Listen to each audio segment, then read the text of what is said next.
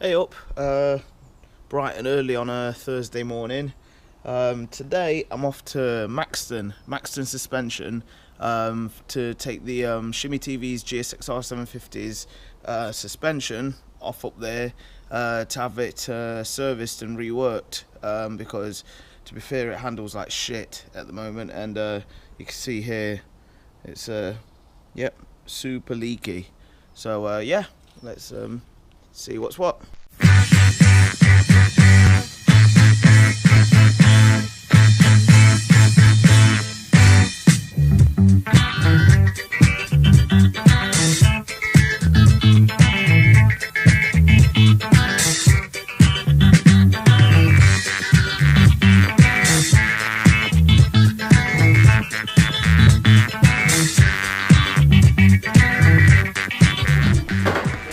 How are you, dude? How are you, Rich? Yeah. How long you been in here? We've been here, well, this will actually be the 9th year, I think, won't it now?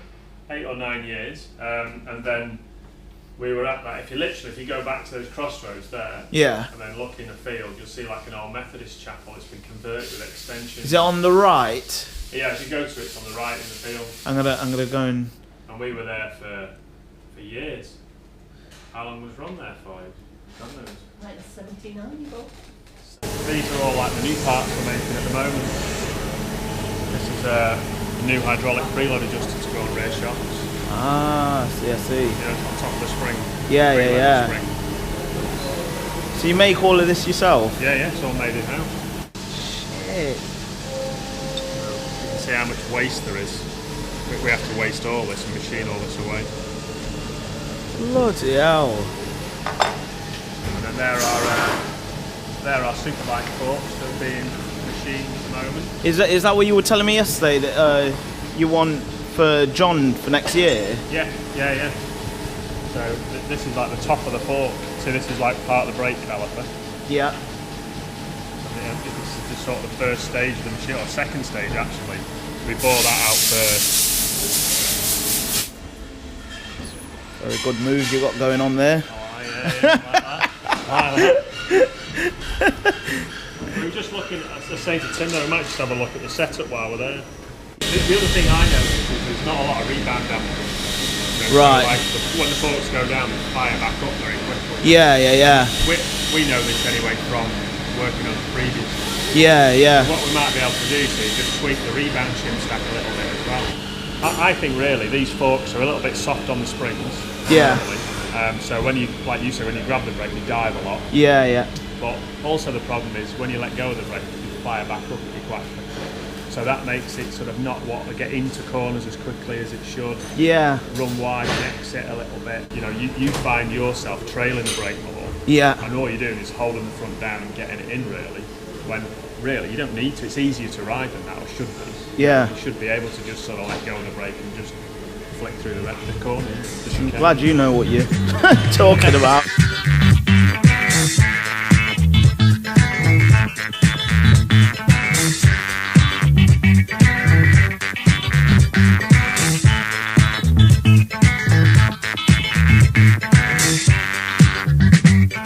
Since I came to know you, baby, I've been telling you how sweet you are. Not too bad.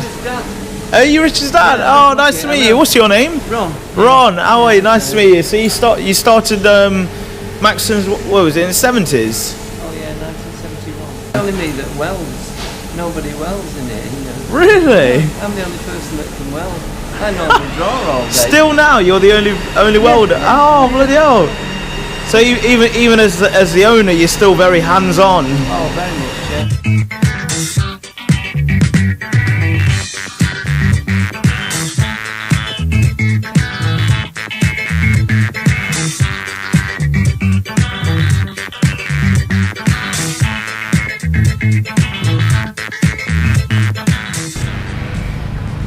Right, so we're here at Cadwell Park with no limits. We're going to test out the Maxton suspension and see what difference it's made.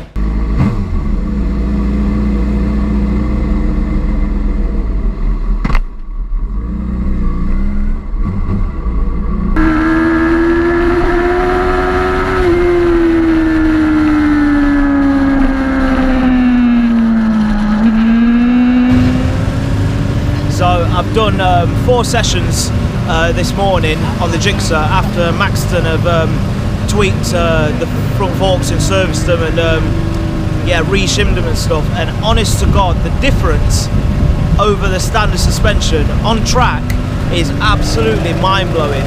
It really, really is. Come here, when you go around Charlie's here at Cadwell, you know there's quite, if you're hitting the right line, you'll feel quite a lot of ripples in the tarmac as you go in, as you're exiting halfway round Charlie's and as you're exiting onto the back straight. There's quite a few ripples. With after Maxton have sorted the front forks out, you hardly notice anything. I mean, I think it can still do with a little bit of tweaking, but I'm so close now to exactly how it should be.